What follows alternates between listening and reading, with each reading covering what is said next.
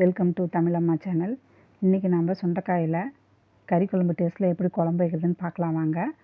சுண்டைக்காய் நல்லா கல்லில் வச்சு நல்லா இடித்து எடுத்துக்கோங்க. இந்த அளவுக்கு இடித்தா போதுங்க. விதையெல்லாம் ஓரளவுக்கு வெளியில் வந்துடும். இதை தண்ணி ஊற்றி நல்லா 2-3 தடவை வாஷ் பண்ணி தனியாக எடுத்து வச்சுக்கோங்க. இது நல்லா கசப்பான சுண்டைக்காய் தாங்க.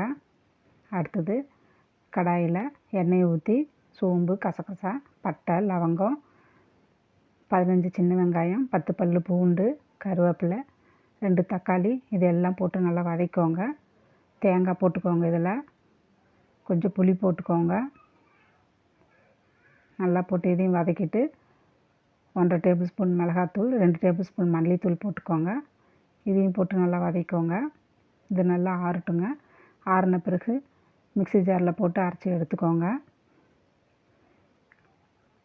இப்போது குக்கரில் எண்ணெயை ஊற்றி கடுகு, சீரகம், நறுக்கிய வெங்காயம், கருவேப்பிலை இதெல்லாம் போட்டு நல்லா வதக்கிக்கோங்க. 1/2 டேபிள் ஸ்பூன் மஞ்சத்தூள் இதையும் போட்டு வதக்கிக்கோங்க. அடுத்தது வாஷ் பண்ணி வச்சுருந்த சுண்டைக்காய் போட்டுக்கோங்க. இதில் கொஞ்சம் உப்பு போட்டுக்கோங்க. உப்பு போட்டிங்கன்னா சுண்டைக்காய் சீக்கிரமாக சுருங்கி வந்துடும். உப்பு போட்டு நல்லா கிளறின பிறகு அரைச்சி வச்ச இந்த விழுதை அதில் ஊற்றிடுங்க. அதிலே தண்ணி ஊற்றி அலசி ஊற்றிக்கலாம். இப்போ குழம்புக்கு தேவையான அளவு உப்பு போட்டுக்கோங்க. உப்பு பார்த்து போட்டுக்கோங்க, ஏற்கனவே போட்டிருக்குது. இப்போ மூடி போட்டு 3 விசில் வந்த பிறகு எடுத்துடலாம். அவ்வளோதான், குழம்பு ரெடி ஆகிடுச்சு.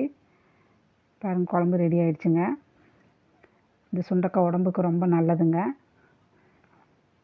வயிற்றுப்புண் ஆற்றுங்க. இது கிட்னி பிரச்சனை இருக்கிறவங்க சாப்பிட்லாம்.